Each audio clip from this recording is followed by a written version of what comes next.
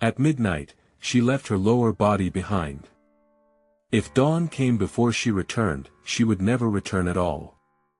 Entity designation, residual, E014.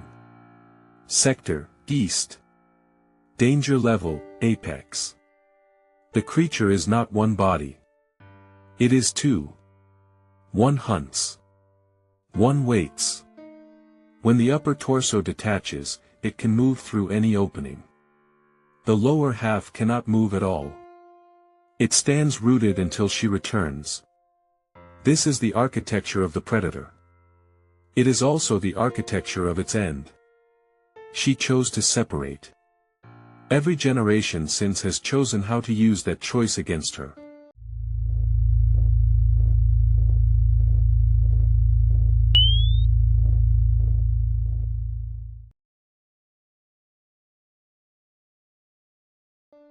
File status, active, a Visayan woman. 29. Her first child. She lived in a small wooden house on the outskirts of Capiz province, in the same village where her grandmother had raised her. She had followed every custom her family had taught her. Garlic braided above the doorway. Salt placed in the four corners of the bedroom. Prayers spoken before sleep, the rosary left beside her pillow. Her husband slept beside her that night. The dogs were quiet. The dogs in her village were always quiet when it came. In the morning her husband found her unharmed, unmarked, still breathing shallowly. The child was gone. There was no wound on her body. There was no blood on the mat. There was only a small opening above the bed, near the roof beam, where something thin and flexible had passed through the woven palm thatch and then withdrawn. Her grandmother, when she heard the news, did not cry. She said only that she had warned the girl never to sleep near the roof. She was not the first. She was not the last. Across the Visayan provinces, Capiz, Iloilo, Antique, Bohol, the same accounts surface in village after village, decade after decade. Pregnant women in their 7th and 8th months. Newborns in their first week of life. The unharmed body. The missing child. The small opening in the roof, always near a beam, always too narrow for a human hand. Capiz in particular became known across the Philippines for its reports. Outsiders called it the province of the Aswang. Locals did not use the word. They spoke instead of something they had learned to recognize by sound. A bird call, heard in the hours before. The tick-tick. Named for the sharp clicking note it makes in flight. The signal is designed to deceive. When the call is faint, the predator is near. When the call is loud, she has already passed over. The louder the cry, the safer the night. The closer the silence, the closer she is. Mothers in the Visayas teach their daughters this rule before they teach them to cook. 1992, Tonda District. Manila. A densely packed urban slum in the capital became the site of a months-long public panic. Pregnant women across the district reported a string of unexplained miscarriages in the same weeks. Neighbors described night sightings of a winged figure passing above the tin rooftops, often near houses where a birth had been expected. The accounts were consistent enough, and public enough, to reach international press. The Associated Press filed dispatches. The Chicago Tribune filed dispatches. Reporters walked Tonda by daylight and recorded testimony from women who refused to be in the alleys after sundown. One resident, Elvira Militante, told reporters that no pregnant woman in her village went out after dark. Street lamps were left on in front yards that had not used them before. Rosaries appeared in doorways that had not held them for a generation. The Tonda case was not an isolated rumor or a single scare. It was a modern urban echo of what the Visayas had been cataloging for centuries. The same predator. The same pattern. A new city. A new generation of mothers afraid to sleep. Residual, E014 is not a ghost. It is a biological predator with an inherited anomaly, voluntary bisection. By day, the entity is indistinguishable from an ordinary human woman. She works. She marries. She attends births.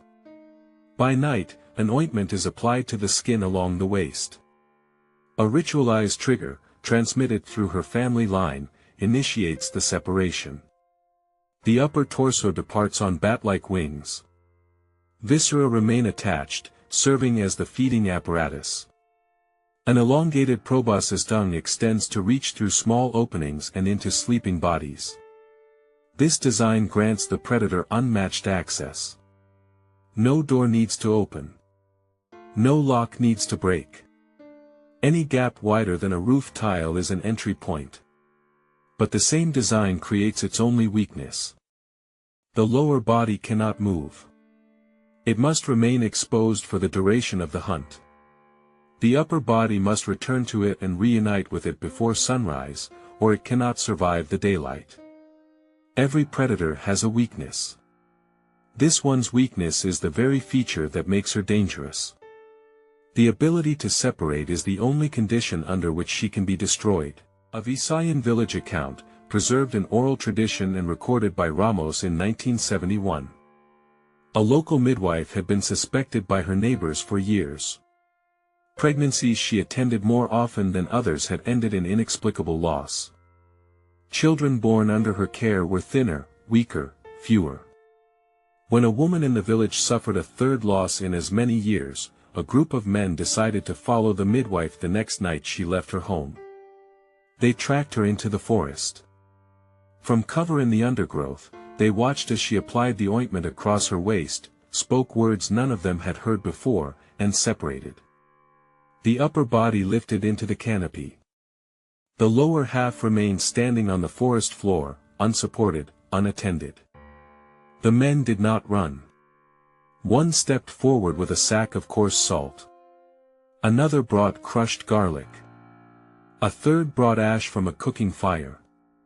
They applied all three to the exposed flesh where the torso had divided.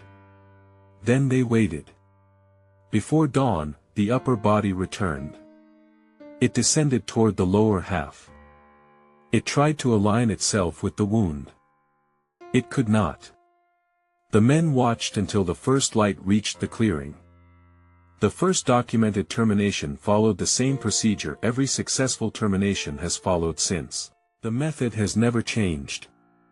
Find the lower body. Apply salt, garlic, ash. Wait for sunrise. The predator's own design does the rest. Every recorded termination has followed this pattern across the 4 provinces. It is not sophisticated. It requires no weapons, no ritual specialists, no institutional authority. A village can perform it. A group of farmers can perform it. A single woman who has lost a child can perform it. The defense that works is the defense everyone was told about. The instructions were never hidden. They were passed from grandmother to mother to daughter, sometimes across a dinner table, sometimes during a late pregnancy. She chose to separate. That choice becomes the weapon used against her. Her strength was her architecture. Her architecture was her grave. The entity cannot escape the logic of its own body. If it did not separate, it could not hunt. Because it separates, it can always be stopped. The villagers who stopped her did not need to be stronger than her. They only needed to understand the rule. No sustained containment has ever been documented. The methods remain the same. So do the reports. Every year, in the Visayan provinces and in the urban districts of Manila, the accounts continue. Pregnant women waking in the morning to find the small opening in the roof. Dogs that should have barked through the night and did not. Children who were there, and then were not. The termination protocol works only for the individual entity the villagers can find. The pattern continues across generations. The method has not changed, but neither has the predator. Each termination removes one. Each year, new accounts arrive. Tonda 1992 was not the last urban panic. It was the most widely reported. Smaller accounts, in smaller districts, continue to reach the files without reaching the papers. The tick-tick is still heard at night in the Visayan provinces. The louder the call, the farther the danger. The fainter the call, the closer. Somewhere in the Visayas tonight, a pregnant woman is lying awake. She is listening to the birds. She is counting the spaces between the calls.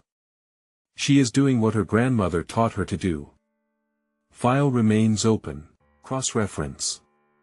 Residual E014 forms part of a regional Southeast Asian pattern of self-segmenting predators, Kraju, Thailand, Cambodia, Penanggalan, Malay Peninsula, Layak, Bali, Chanchan, Mapuche, Americas by cultural parallel. All target pregnant women, newborns, or the recently deceased. All separate a portion of the body for nocturnal hunting. Residual E014 is distinguished by separation at the torso rather than the neck, and by cultural association with the Aswang classification of Visayan folklore. Cross-reference Echo E010 Pontianak, an earlier Southeast Asian entity also associated with pregnancy-related predation, suggesting a wider taxonomic cluster under review. End of file.